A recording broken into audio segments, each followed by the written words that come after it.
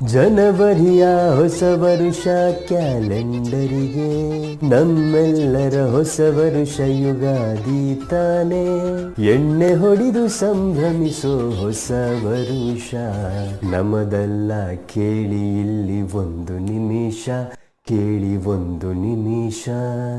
ಊರ ಮರಗಳಲ್ಲಿ ಎಲೆ ಉದುರೋವಾಗ, ಒಣಗಿ ಬೀಳೋವಾಗ, ಇದ್ಯಾವ ಹೊಸ ವರುಷ?